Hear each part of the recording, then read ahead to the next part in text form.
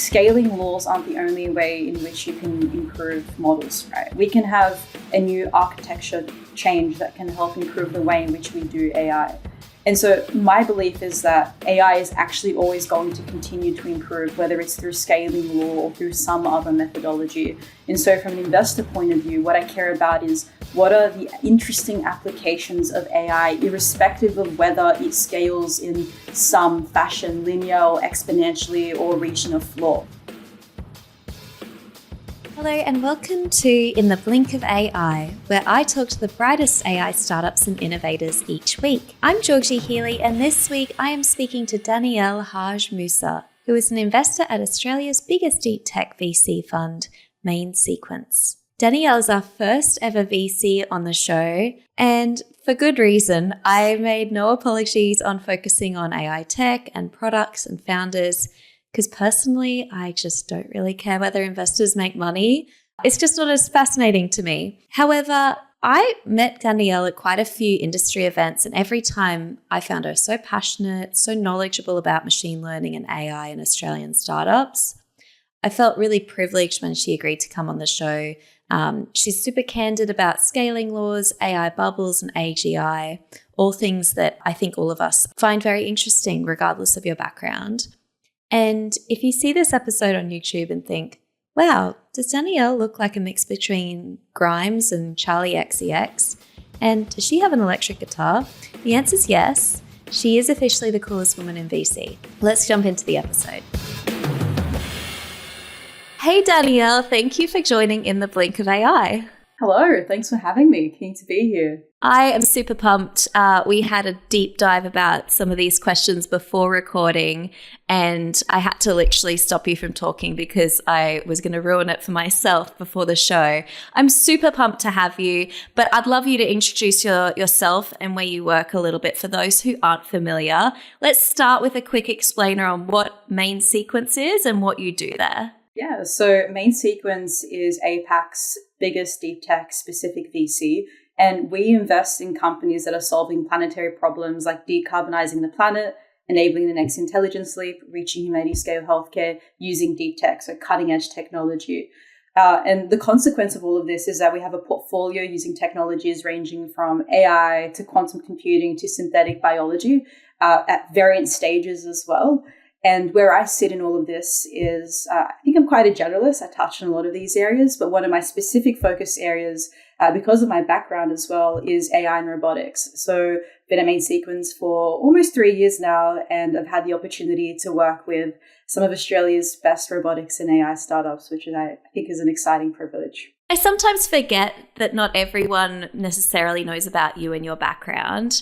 I've given you all sorts of titles that may or may not exist.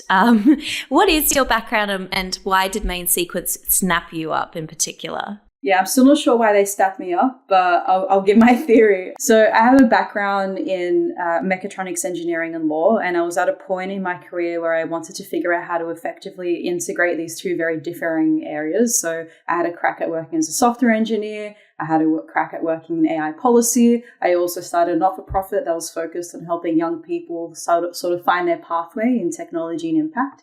And somewhere along the way, I realized that I wanted a couple of things in a job. First, I wanted to be working with really smart people and founders because I find it so inspiring. The second thing is I want to be working in deep tech because I'm just fascinated by cutting edge technologies and where they're going. And the third thing is I wanted in some way to have impact grounding what I do. And so I found Main Sequence. They were almost at the intersection of all three of those things that I was trying to optimize for. And I convinced them to let me join the journey close to 3 years ago now. You're our first VC on the podcast, and that was deliberate from my end. One, there's so many amazing VC-specific podcasts. And two, if I was to be a little cheeky, I don't care if VCs make money or not on AI tech. I'm just mostly interested in the tech. But it would be really silly for me to not, having the amazing opportunity to have you on the show, really articulate the difference between what Main Sequence and deep tech might go for versus like some of our other huge VC funds in Australia that they wouldn't touch on those domains perhaps. Yeah, so I think there are many things that are, I guess, congruent between deep tech and non-deep tech VC, right? We're all looking for big market opportunities because, as you said, VCs like to make money on those opportunities. We're all looking for awesome technology, awesome product, awesome team, commercial traction. So those are the things that I guess underpin all VCs. I think what differentiates deep tech investors is, first of all, you're often dealing at the earlier stages, particularly with more technical founders that come from maybe research backgrounds or technical backgrounds.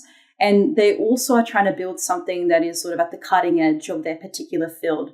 And so that requires you to perhaps use less precedent around what technology works and doesn't work, and be more creative about what the world can look like with these deep technologies. The other thing about deep tech VC is that I guess the feedback cycles might be even longer because you're dealing with technologies that have to, cross that commercialization path so that they can actually go into market. So you have to be more patient. You have to be ready to roll up your sleeves and deal with the challenges that present in deep tech investing. And I think the overarching thing about deep tech VC is just curiosity to imagine a world with cutting edge technologies without relying too much on those typical metrics that you would see maybe in SaaS VC that help you make those decisions. Yeah, what you're being too polite to say is that you guys were into AI before it was cool, and I respect that. And one last question before we get into the actual, AI products and what you see. If you were to look back on 2024, what kinds of startups really impressed you? What kinds of domain areas? Anything that really stands out from last year? Yeah, I think there were, particularly for where I sit, where it's almost this intersection of deep tech and AI, there were maybe two areas that I was particularly excited about. The first was the intersection of AI and compute. I think we'll touch on this later on the episode, but the use of AI is accelerating, and thus the demand on compute is also accelerating. And so the question is, what are those interesting startups that are trying to address it maybe from an architecture or infrastructure point of view? And I think that's really exciting because it's demonstrative of the fact that we have these Australian AI companies that are keeping up with the trends of where AI is going, but in really innovative ways.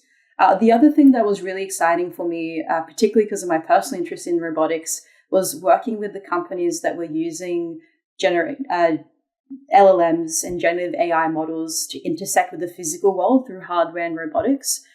We see a lot of awesome business productivity use cases. We all love to summarize our emails using ChatGPT. But what I'm really excited about are those sort of next-gen cutting-edge applications of generative AI that are actually going to transcend just summarization, but actually start having these real tangible outcomes for industries. I love this answer so much that I want you to give me like a real world scenario, perhaps. When you say robotics, I'm very quickly out to sea.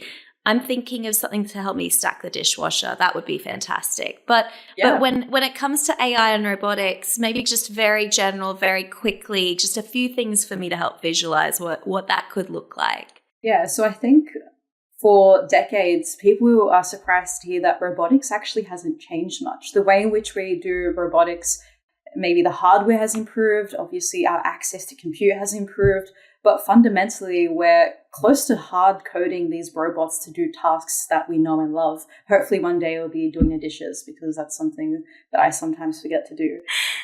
But what generative AI and LLMs can help robots do is actually take care of the reasoning and decision-making stack. So instead of having to hard code, turn left, then pick up dish, then turn right and stack dish, we can use LLMs to pretty much automate that layer of decision making. And I think that's when we'll see robotics start to get really interesting. Wow. Yeah, it was in one of the top 10 predictions for 2025 that robotics would become huge. So I'm really glad you touched upon that and helped explain it a little bit. I've got a stat to throw at you. I'd love to get your hot take on this, Danielle. The latest cohort at YC, one of the most famous and successful accelerators for early stage startups, had 75% AI startups. And this isn't unusual. I think they've had quite a high percentage of AI startups recently. But some people think there's an AI bubble that's just about to burst. I would love to hear, market signals, your perspective. What do you think? Bursting bubble, or it's going to be bigger than ever? Yeah, I love this question. I'll divide into a few parts. Let's first target, like, why is YC having this massive intake, 75% AI companies? Is it because there's just more AI companies out there, and so very naturally there are more AI companies in the cohort? Or is it that AI companies are actually outperforming non-AI companies, and thus why they are actually getting into programs like YC? And I think the reality is it's a combination of both. What's happening is that AI models are becoming commoditized, which means that more people can actually build, innovate, and solve real business problems with AI. And so more AI companies are coming to fruition. And we see that in the Australian startup ecosystem as well. The other side of things is that AI startups are proving to be exceptionally high performing. I guess, whereas in the past, the traditional SaaS company would take an average of 60 months. These are sort of the top performing SaaS companies, 60 months to get to, say, $30 million in annualized revenue. We're seeing the top performing AI companies, particularly ones using generative AI, getting to that milestone in 20 months. Wow. And so it's this exceptional growth that we're seeing. And of course, YC and VCs will always index towards the companies that are demonstrating high growth because that's where the returns will be. And I guess that's sort of one lens to look at it. I think the other thing to note is that, yes, we are seeing this massive boom of AI companies, but it isn't a bubble if those companies are actually creating real value, right?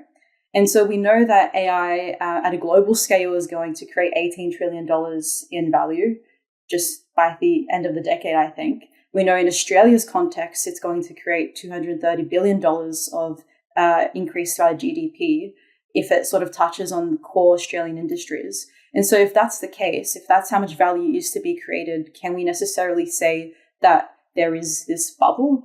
I, in fact, think that we're yet to really see the full value of AI as well. We're seeing the business productivity use case being grabbed by these companies that are experiencing this high growth. But what happens when AI actually starts to discover new molecules or materials, help us find the optimal EV battery composition, or, intersect with robotics as well? Then it'll start solving even more industry problems. I think there are also things to be wary of. So that's sort of the optimistic perspective, right? That it isn't a bubble because there's so much value to be created. But the other side of things is that we're seeing AI companies raise a lot of money, generate lots of revenue, but their burn is really high, right? So Anthropic was said to be burning $2.7 billion in 2024 and generated $1 billion in revenue. It's not atypical for early stage companies to obviously use more money than what they make, but we haven't necessarily seen it in that scale for a company which technically is relatively still early-ish.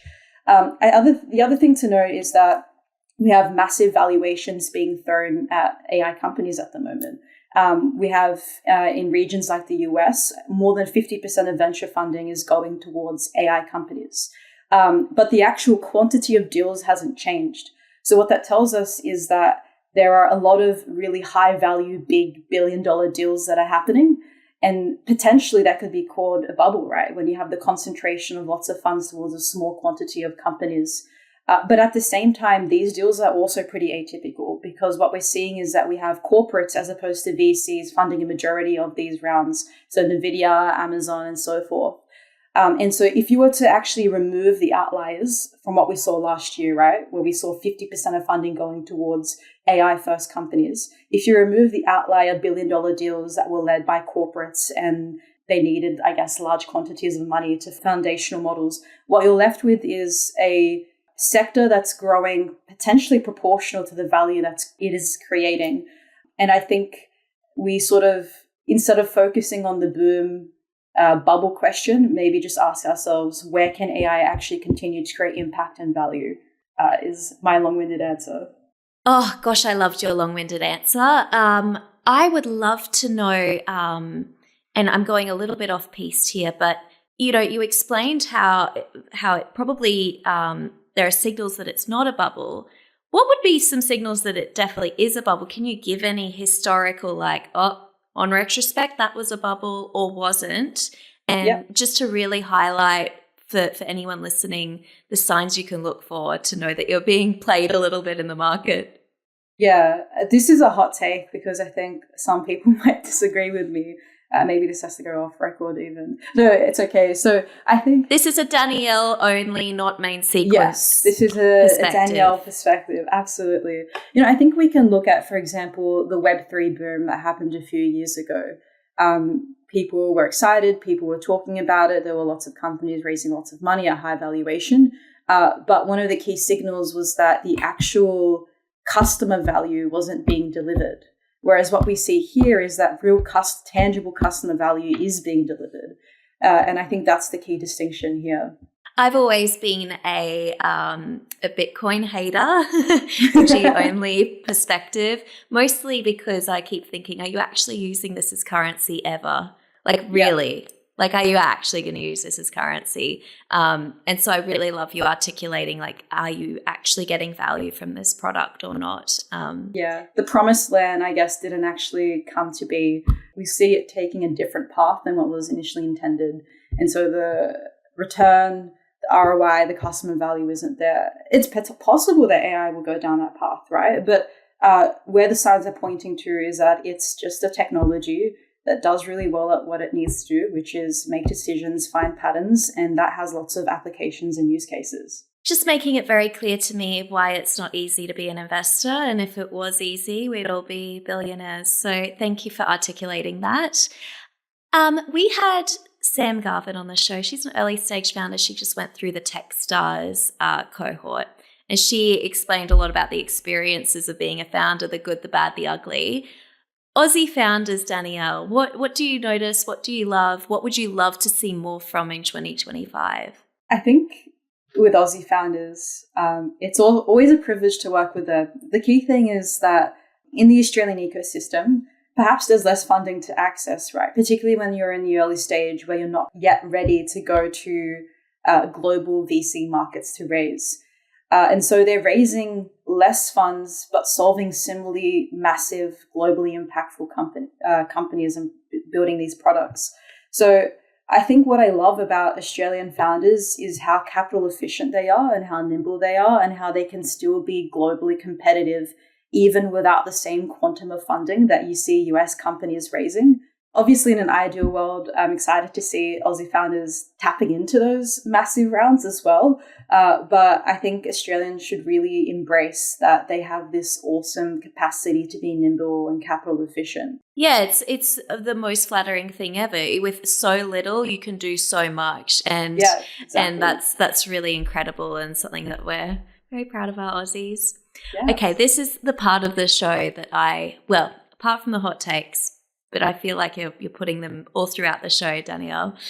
Scaling laws. I really wanted to save this for a VC on the show because, frankly, no one can stop talking about scaling laws, what they mean for AI in general and what they mean for being successful. And as an investor, I'm sure this is front of mind. First of all, what are scaling laws or the scaling hypothesis in general? Can you just give a quick explainer on what that means for an AI startup? Yeah, so maybe I'll start with some AI 101 building blocks, though I know that there are a lot of AI nerds who listen to this, and so maybe they want to skip this, which is so okay. But at first principle basis, what is AI in the scaling law context? Well, we're typically talking about neural networks, which are these giant webs of numbers that are composed of these weights. And in the context of generative AI, there's often billions of these weights. For example, ChatGPT, billions, trillions of weights. And during the training process, what we effectively do is we get a data set that has to typically be big, and then we go through this back propagation process, which pretty much just involves us attempting to map the inputs to the outputs over and over again until we're left with a model that we can use. And in order to do this mapping process, we need to use compute, so GPU, because GPUs are really good at doing the continuous multiplications that are required to perform this process. And then once the model is trained, what we do to use it is called inference, right? So when a user maybe types in a prompt, the input goes through this massive billion parameter model, and then we get our output, whether it's a text, whether it's an image, or whether it's something else. What sort of scaling laws are is, in its simplest form, is that the performance of a model is dependent on both the model size, so how many of these sort of billions of parameters that we have, how many weights that we use, and also the data set size that we use in that sort of process for training. The larger the model, the larger the data set, the better the model will be. And some also say that you can estimate how much better it can be as well, which is pretty interesting. This also implies that the performance of a model is also dependent on the compute that you use and thus the cost of the model. Because if you want to increase the size of the model and if you want to use more data, you also have to use more compute and you also have to spend more money. So scaling laws are pretty much the power laws of neural networks. But I will say what I find quite interesting is that it's not this entirely new concept. Neural networks have existed for decades, and we've always known for a lot of circumstances, not all, because there are contexts where scaling laws don't apply, that a bigger model and more data will often lead to better results. But I think what's happening now is that they've been codified and put to the test. And the reason why they're being put to the test is because we have more compute. We have companies that have figured out how to process large quantities of data. And we have, well-funded companies who are now pushing AI performance to the limit. And now they can actually test this thesis of more data, bigger models can equal to better performance. Yeah, and so playing, the doom and gloom scenario that, we've reached a ceiling, we can't scale any further. These models, these LLMs, these neural networks have boiled the ocean. They've got everything off the internet. There's nothing more they can ingest to create a better model. What does that mean for you, Danielle? Does that mean AI has reached this ceiling and it's not going to get any better? Like dummy's answer for us that are just trying to wade through all the noise. There's a lot of interesting theories about whether it's reached the ceiling or not. But first things first, at least my belief is that scaling laws aren't the only way in which you can improve models, right? We can have a new architecture change that can help improve the way in which we do AI. And so my belief is that AI is actually always going to continue to improve, whether it's through scaling law or through some other methodology. And so from an investor point of view, what I care about is what are the interesting applications of AI, irrespective of whether it scales in some fashion, linear or exponentially, or reaching a floor. We've already seen so many companies building interesting applications, as I said, typically focus on the business productivity side at the moment. But for a VC, we're still yet to see lots of interesting applications, right? I want to find companies that are doing material discovery better or drug design better or robotics control better with AI. And that is still possible, even if AI does theoretically reach a ceiling today. I also think that scaling laws have interesting implications in the context of infrastructure and architecture. Because as I mentioned, scaling laws mean that more compute is being used to train models that are bigger and better. And it also means that the inference cost is increasing because you have more people using AI. We have billions maybe using AI in some way, shape or form, using dozens of different prompts to get the output. And yeah, that means the cost of inference is also increasing. So from an investment point of view, something that I've been really exploring is who are those companies that are actually going to try and make the training and inference process more efficient without compromising on accuracy, whether it's through new training methods, new architectures, or even new compute chip architectures. And I think that's important. As you mentioned, we literally might be boiling the ocean to reach this threshold. We don't even know what the goal is. But there are some environmental implications of that. So how can we, in the meantime, make sure that we are building the most efficient chips that can reduce the energy consumption and cost of this pursuit of the ultimate AI model?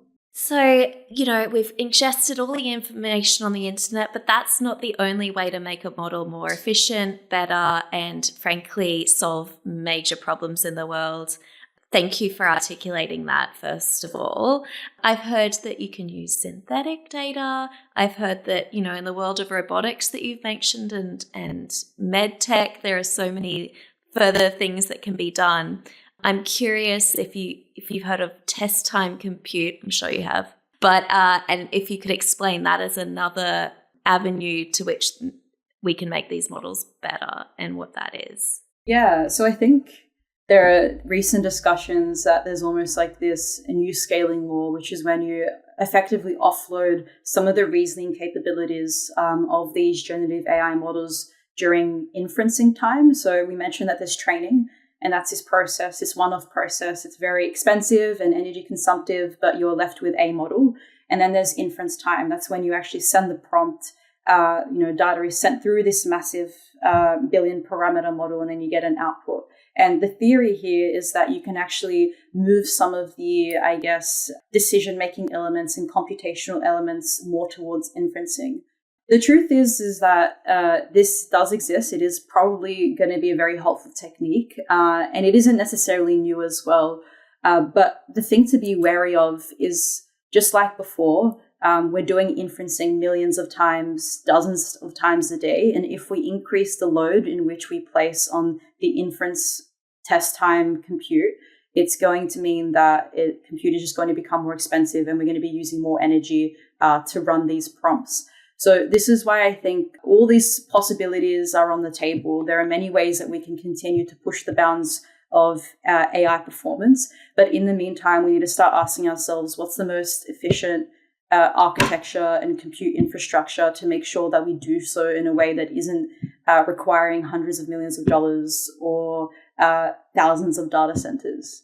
Amazing. And for those listening at home, I do need a little glossary sometimes, because inference sounds so complex sometimes, or like such a tech jargony word. But really, when you get into your ChatGPT window and you've got the area where you put your text, at the moment, it gives you like a boom answer straight away. Fantastic. But sometimes you're like, it's not really the most in-depth answer that I was looking for. This test time compute means, you can take your time, go figure out what you need to. And by the time you come back to me, the answer is a little bit more fleshed out and a deeper answer. Am I saying that correctly, Danielle? Just for the... No, that's correct. Maybe you run a through iterations instead of really running one inference run to get the output, maybe a few. It will sort of do its work in the background, and maybe you'll get an answer that has less hallucinations and is more reasoned. So it's exciting, but it does mean we're going to see the cost of inferencing rise quite a bit. Yeah, I can imagine that's a lot more energy intensive to do that. So, okay, without giving any secret sauce about what Main Sequence does behind closed doors, before you meet an AI startup, what are the kinds of metrics that you would need to see before you think this is a meaningful meeting for us both to have and mutually beneficial? So it depends on whether it's an early stage company or a later stage company. Main Sequence sees both sides, right? We invest in early stage pre-seed companies, but we also invest in Series A, Series B companies, all very different, taking very different shapes and forms.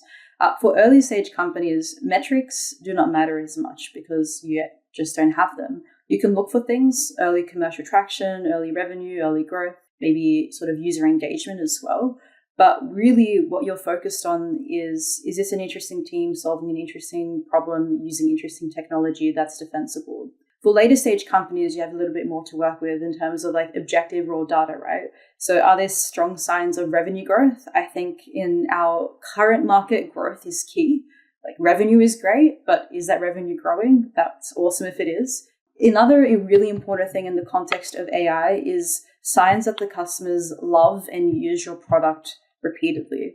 There are a lot of AI companies who are having these early signs of growth, which is fantastic, but often they actually have high churn. And the reason is because customers and corporates and whoever you're selling to, they're at a phase where they are AI curious or they are ready to uptake AI. And so they are trialing a load of different AI solutions. And so we see lots of churn for AI companies. So proving that you are a product that customers love and are using repeatedly, I think is a great sign. And of course, underpinning all stages, whether you're an early stage or a late stage, I think you need to be addressing a big global problem and using AI in a highly differentiated way so that you can't be outcompeted by, the latest and greatest foundational model or someone just throwing a lot of money onto compute. There needs to be some secret sauce there that gives you that advantage, whether it's domain knowledge, whether it's you're solving a problem that no one else understands as much as you, or whether you're using AI in this very unique and differentiated way, architecturally, your training method, or the data that you're using. Yeah, I often hear at least public market investors who don't understand earlier stage investing just say, oh, well, one of the big tech giants will do that and then they'll be blown out of the water. And so it's interesting you articulate, that really deep domain experience that tech companies either don't have the time or it's not worth them pursuing such a niche area, perhaps. Exactly. I do want to know, you've got a very technical background, Danielle, and you're a VC investor. So there's probably you can roll with the punctures when it comes to the technical and that due diligence process. You also talk about, customer satisfaction and repeat customers and moats and interesting problems to solve. But what, due to no fault of your own, is just too over your head, especially in these domain-specific areas? And how do you still get to, yes, we can write a check even though I'm not actually sure how that works? Yeah, I think even though I have a technical background, this is such a fast-moving space. And so I always still need to be upskilling and learning about where AI is heading. And so I think the mentality that I've taken as a VC investor is to be a learner as opposed to a knower. And I think that's actually one of the most important things as a VC, right? Our task at hand is to find the exceptions to the rule, which requires us to be ready to prove ourselves wrong. And so I'm always, I guess, ready to learn and understand where the technology is heading, because things like scaling laws didn't really exist or I wasn't aware of 2 years ago. And now they're this sort of big hot button topic that I've had to sort of upskill on and learn about. And of course, the other side of things is understanding what it takes to raise successive rounds as a company matures. The bar always shifts and moves and the market signals always change. And so I inherently don't know what these metrics are or where the bar is shifting, and that takes a dedicated effort to actually learn from other investors and do the deep work, do the research as well. How would you weigh into the founder's specific approach to capital spend? Specifically, AI startups probably, as you mentioned, spend a lot on compute. Do you wade into those waters and have that conversation with them? Or is that something that you personally think isn't where you should be talking to them about? When we work with our founders, I think we always want to understand if we put X millions of dollars, where will it get us? And is the shape and form of that company at that stage one that can raise successive rounds? Because we want to set up our companies for success.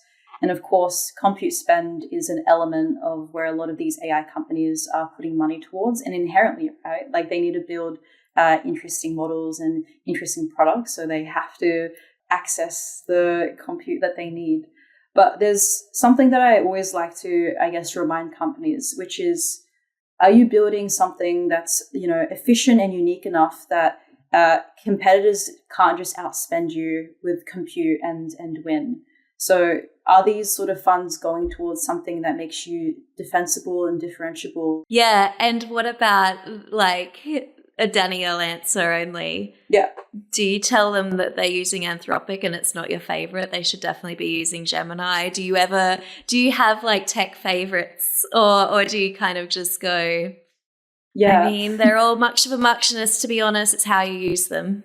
Yeah, I think what I found is that different companies have had different experiences with different models because they're looking for different things, right? Some are trying to optimize cost, time, or efficiency. Sometimes some models just perform in some contexts better. And so I don't really weigh in too much. I do like to keep up to date though. I'm always trying to research like what are the best in class architectures or models so that when those conversations are had, I know what's going on and I can maybe chime in as best as I can with these really awesome technical founders. All right, speaking about chiming in, yesterday I had a friend and we're both, it's cringe, but we're romantasy girlies. So dragons, romantasy, the two, amazing. Although not romance with a dragon, that that's different.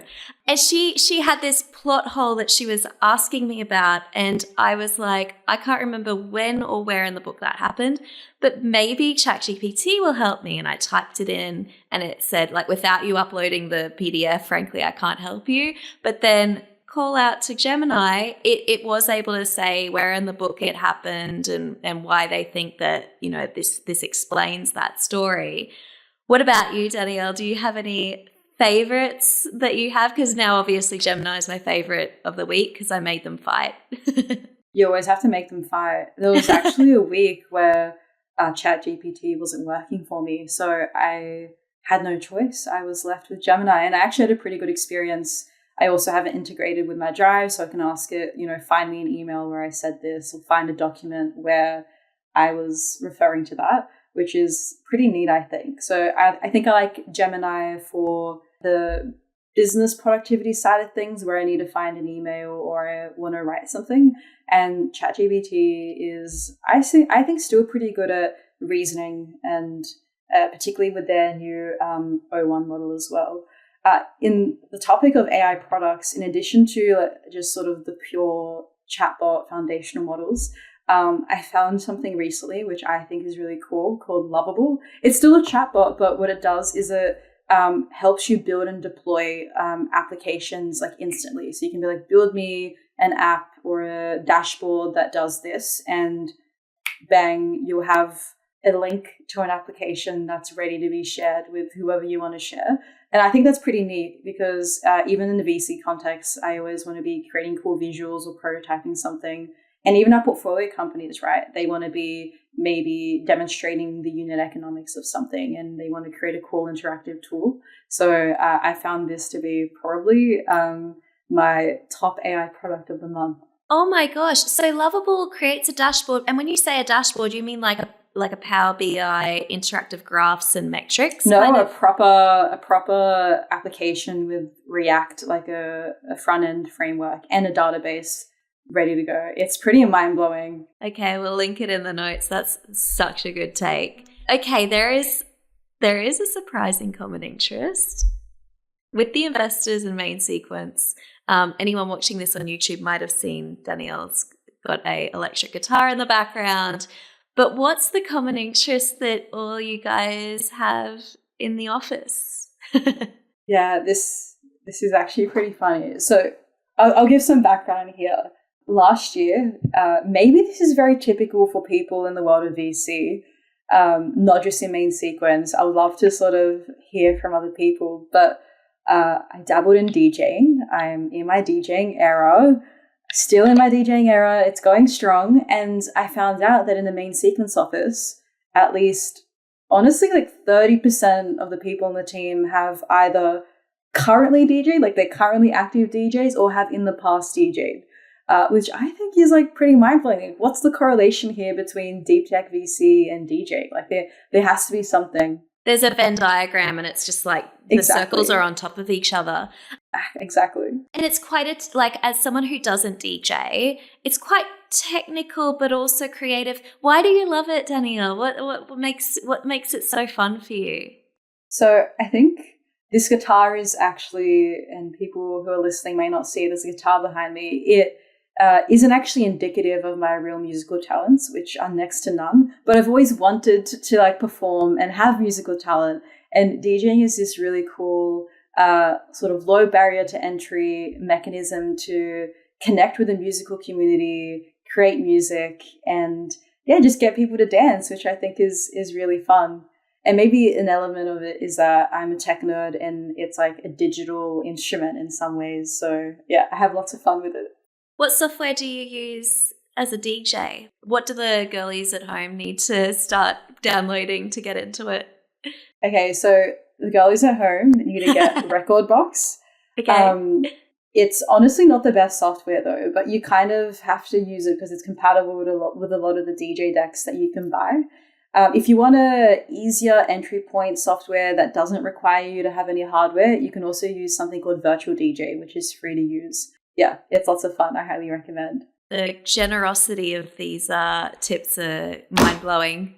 Appreciate it. We can do a whole episode on DJing. Well, we really could. That's in the blink of DJ. Exactly. Something. The title's getting workshopped currently. We finished the episode with rapid fire questions, kind of spicier takes, something that you're not unfamiliar with, kind of just Danielle's perspective on the world. I've got 5 here for you. Are you ready to go? I'm so ready. I hope rapid fire doesn't mean rapid answers though, because I can anticipate myself ready to yap about these. Every single guest gets so confused by these because they're never rapid fire answers. It's like, tell me the history of AI from the 1950s. And then they're like, wait, rapidly? Okay, number 1. There is a growing debate about whether AI will replace jobs or create new ones. What's your view? What's your hot take on the future of work? Let's start with the end state. Imagine all jobs are theoretically automated, and it's like this idealist utopia. And I'm quite enthralled by this. What would the world actually look like where, we no longer had to work and we could just spend time being creative, building community. DJing. Yeah. DJing, exactly. Learning how to play the guitar that's behind me because it's kind of embarrassing that it's there and I don't know how to play. It's dusty, babe. Yeah. It is dusty. It is dusty. But it's also a little bit difficult to imagine a world like this, right? Because we're structured to think about work as this key pillar of our life. And also our world is poised with inequalities. So it's hard to imagine everyone enjoying the fruits of autonomous labor in the near future. But I think regardless of what this end state is, whether it's this utopic, automated, work-free utopia or something else, I think the way that AI is going to impact jobs is going to be this gradual transition. So we'll see AI inherently, it's, I think, without a doubt going to encroach on a lot of industries and roles, and people are going to have to upskill and adopt these new skills quite quickly. At the same time, it's going to create new roles, which I think are going to involve more human connection and creativity, as opposed to maybe more tedious, repetitive, non-analytical work, which I think AI does a really good job of taking care of. So we will adapt. Humans always have. But I think that we need to be really cognizant of the impact that's going to have on the workforce and give people the tools to keep up and upskill so that everyone has a capacity to benefit from the opportunities of AI. The digital divide already exists, we see it with or without AI, and it has the potential to be exacerbated by AI. So I think the next few decades and how we navigate AI in the way in which it impacts the workforce, I think will be really important. Embrace it, everyone. It's here. It's going to be here, and it could be utopia. Let's be positive about it, but embrace it. I love it. AI models can perpetuate biases present in the data they're trained on. So if it's got biases in the training set, it could perpetuate those. Do you think it's difficult to check those AI companies that you invest in to not have those biases? And what's your take on how to promote fairness? Yeah, when I go about AI investing, I really care about responsible AI, and it's something that I try and make an effort of being cognizant of when I do due diligence and interact with companies. But the tricky thing with AI bias is that there's no company that's intentionally going out there. Well, there's not a lot of companies intentionally going out there attempting to build models that are biased. And so how do we get comfortable that the company in their processes and in the way in which they build these models isn't doing that? I think there are a lot of questions that can help in the diligence process, because we know that the reason why bias exists in models is because the data set is either inaccurate or not expansive enough. And so you can ask the founders, right? Where is the data source from? How large is the data set? Have you accounted for data de-identification? Have you accounted for data privacy? But even then, even if they do know the answers to that and it looks pretty solid, zero bias is hard to achieve. And so I think there are strategies that companies can use to ensure that the system is still safe and robust, irrespective of the biases that might seep through. So for example, what level of automation is being used? Is there still a human in the loop for high stakes decisions?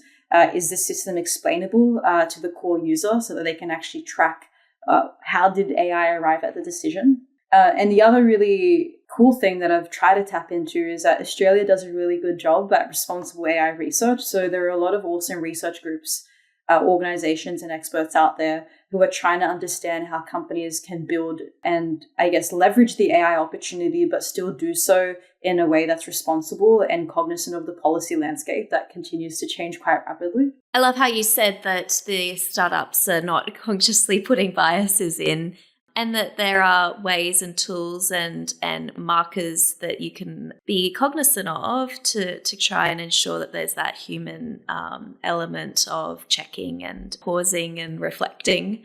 What are your thoughts on AGI? Does it excite you or freak you out? AGI. It's an interesting one. I think Sam Altman last week, he wrote in an article that he thinks AGI is going to happen this year, which is... We could have a whole episode on this alone. Do you think he's full of shit? Sorry for swearing. Do you think he's full of shit and he's just trying to say that it's AGI when it's not? Well, that's the thing, right? Like, what is AGI? Like, how do you objectively determine whether AGI has been reached? I think like the base definition that people use for AGI is when AI surpasses like human cognitive capabilities. But I think on the basis of where we are at right now, I don't see AGI truly surpassing all facets of human intelligence this year. And I think the reason is because human intelligence isn't just decision-making and processing text data. Our eyes are constantly, ingesting information at God knows how many frames per second in order to make these very complex decisions that involve, human-to-human interaction. And AI still hallucinates. Like, I ask it to, tell me where I should go on holiday, and it tells me that I actually shouldn't go on holiday and I need to learn how to play my guitar. That's a hallucination. I think it's completely wrong. I tend to agree with you. I think you deserve a holiday. Exactly. So until then, AGI still has a fair bit to go, because I think there's a lot more to human intelligence than just sort of answering prompts and summarizing information and pulling together different threads. Yeah, I couldn't agree more. I thought the whole point of AGI was that the reason why people were potentially freaked out by it was because it surpassed human intelligence. We're not sure if we're okay with that or not. So if they're already there or they're about to be there, well, I'm not freaked out because I feel like the goalposts have moved, but this is becoming more a headline article type take. Yeah, it's a good point. The goalposts are always moving. And like, should we be freaked out is the other side of the question, right? I think many exciting things will happen if we do reach AGI, because we can start asking these questions that humans might have taken years to answer, like, how do black holes work? What's the optimal composition for a material? What's the cure to a certain degree disease? And I think that's exciting. But also, I will say that I think there are some things that are, I guess, real fears. My thinking is that one thing that makes humans so special is, one is our ability to create community, which AGI can't touch. But the other thing is our ability to make complex decisions and process information. And I can see a world where people over-rely on AI systems and it leads to a slowdown in human-driven innovation and critical thinking. I think that will be interesting how that will play out. But in the meantime, I don't think AGI is here in 2025 and the goalposts are always moving, and actually we don't even know what AGI objectively means. Oh, this is why I love this part of the interview. Amazing. What about the regulatory landscape? In the US, we've got a new anti-regulation government, and here in Australia, I'm just curious how you think of the regulatory landscape in Australia and how that plays in with AI in general. Yeah, so from like an investor point of view, I think the best that we can do is we, keep an eye out on the changing regulatory landscape, and we are cognizant of how it might impact our portfolio companies, and we push them to be proactive in how they think about it as to reactive, because it's hard to reverse engineer what you've built to fit in with the new regulatory landscape. I think another sort of perspective I have is we can't predict where the regulatory landscape will go, but the best that we can do is make sure that we're building AI in a way that is sort of explainable and safe, and it doesn't just help you prepare for where the policy landscape is shifting, but it means that you can actually be competitive, because AI regulation isn't just going to hit the companies that are doing the innovation. It's also going to hit the companies that are procuring the AI products. And so they are going to favor the AI companies that are sort of fit to coincide with the AI regulatory landscape, as opposed to the ones that are not.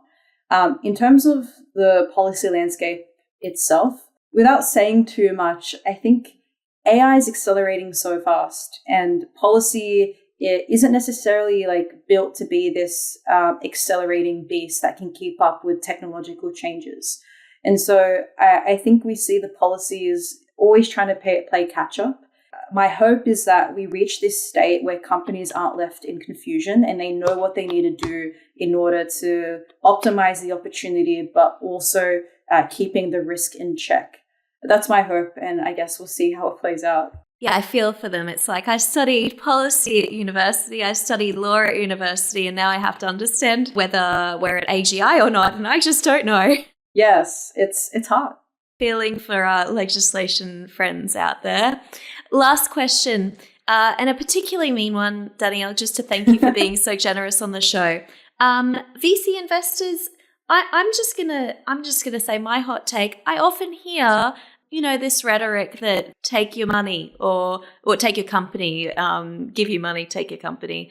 And I've heard vulture capitalist terminology thrown out there, but I was a VC, just to say, and I have so many friends in the industry, and I find it quite triggering when I hear this stuff. What are the misconceptions about VCs that you would like the people listening to be aware of? Yeah, I'll start by saying that Vulture Capitalist would be a really cool DJ name. So take it now. Get the domain name now. I'm writing my notes. Exactly. Rebrand 2025, my DJ name. Change your LinkedIn title. Yep. Yes.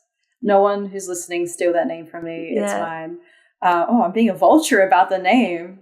Yes. Gosh. I think venture capital isn't this monolith, and maybe there are the occasional vultures out there. That's just inherent in all industries, that there are people who operate in this way. But there are equally fantastic venture capitals who see venture as this mechanism to deploy capital into the hands of inspiring founders who are solving important problems with innovative technologies. The other thing to note is that there are many ways to fund a business, whether it's non-dilutive capital, whether it's bootstrapping, whether it's angel investment. And I hope there to be more sort of funding pathways for companies. But yeah, VC sort of fits in this array of one of the various different mechanisms people can use to fund their company. And what this means is that VC isn't necessarily for everyone. By virtue of how the VC business model works, VCs have to almost invest in these high growth companies, and they want companies to use the capital to accelerate quickly and hit these benchmarks. But you can still build an equally impactful and awesome company without this form of capital and without this form of acceleration as well. So yes, VCs, have this desire for companies they invest in to grow quickly and do fantastically. And that sort of impacts and plays into how we operate. But the question for people who are building companies is whether, VC funding is for you, and also whether the VC you're working with is for you. You're entering into this long-term relationship with a VC and you want it to work well. So, I think the summary here is that, VCs have this goal and it impacts the way in which they operate. Founders are trying to build a company and have a certain sort of desire and end state. And you just have to figure out if the two marry for what the intention is. Could not have articulated that more beautifully. Thank you, Danielle. And I want to give you an opportunity to shout out to anything you would like to share to the listeners. Who should get in touch with you after they've listened to the show? Yeah, I think if you are building something exciting with AI, no matter what stage you're at, I'm excited to talk, just to have a yarn and learn about what you're doing.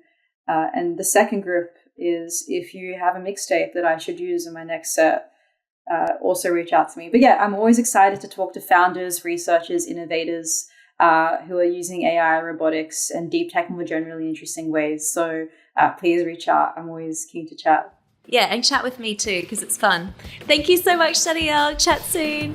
Bye. Thanks so much for having me. See ya. Thank you for listening to In the Blink of AI. You can check out the show notes for anything discussed in this week's episode, and we will be back next week. This podcast was produced by Day One, with music by Dan Hansen and visual artwork by Sophie Tyrell. If you loved the episode, please tell your mates. And I love AI news. Please share your thoughts and suggestions to georginarosehealy@gmail.com.